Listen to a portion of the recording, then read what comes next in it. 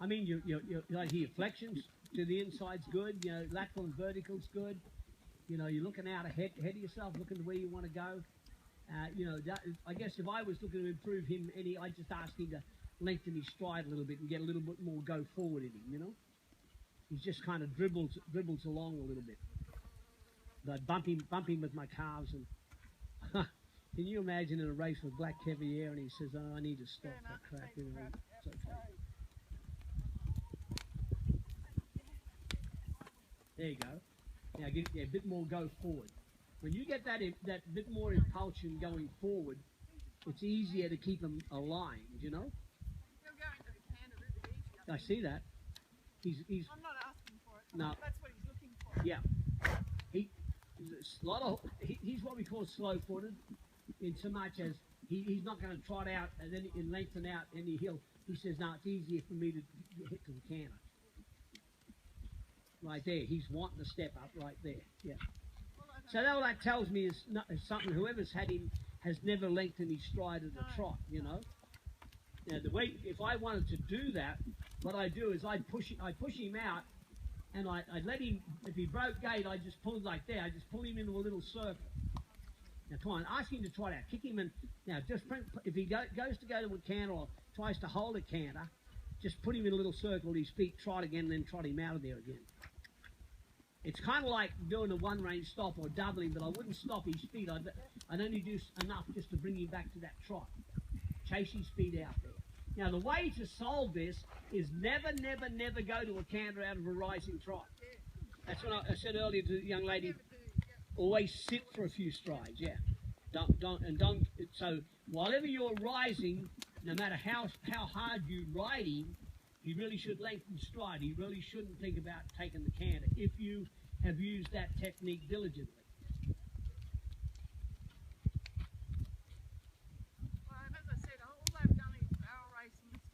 Yep. So I suspect he's done everything full health. Yep. Doesn't look like it scarred him mentally too much. No. You know, he doesn't look like he's too concerned about it. Okay, come through the center and go the other direction.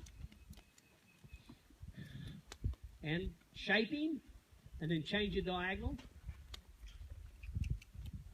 See here, I'd reach down my right rein, I'd pull that bugger's nose round to that inside. Now, kick him with the inside leg and make him shape that direction.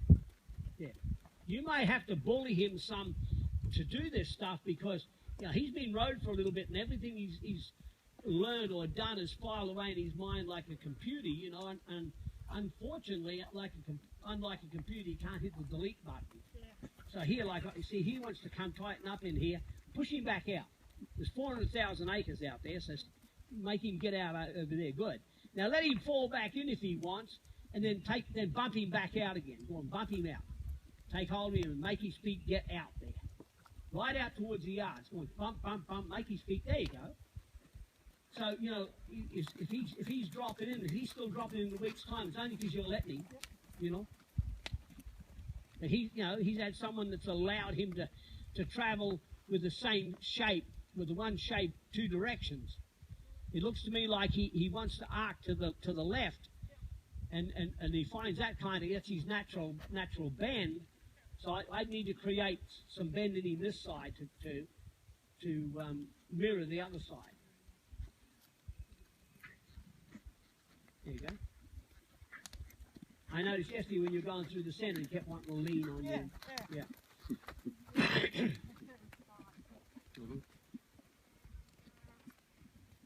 So now you've got fairly good shape this side. It just takes a little effort, you know.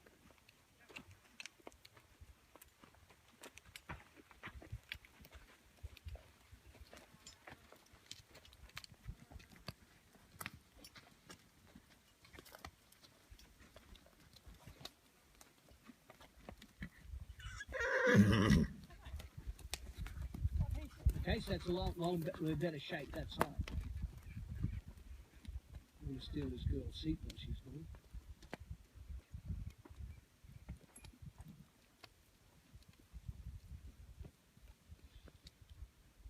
So, okay, now we want to ask him to canter, hey, and He should be further along, so I put him round in shape, sit down, sit for a few strides, so go to a sitting trot, and then put your can of cues on and kiss him.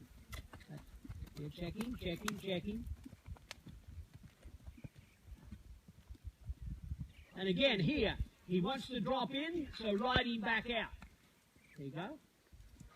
And actually let him fall in and push him back out. Now, your job is to keep that canter going. Don't let him break gate.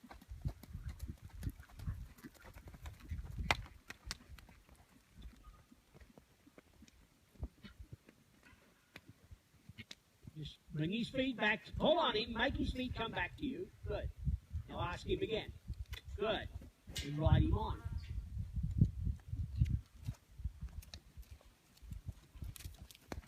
Come on. Now, he doesn't like that lead very much. Come on, he's on the wrong lead, girl. You better stop him up and bust his face a bit and make him give you that bridle. Give his head to you. Give his jaw to you. There. Okay. That's good. Now, your job, your job is not to let that happen. Come on, kiss him on. On him, he's lazy-footed like this. I'd be kissing to him every few strides. Kiss him on. Ride him more vigorously with his feet. Kiss him on.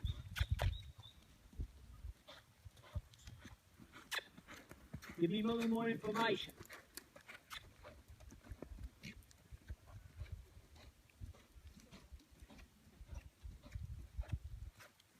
Okay, now turn him loose. Come on, keep riding him though.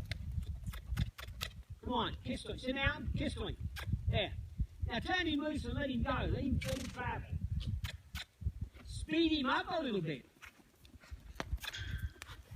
So you keep letting him break gate.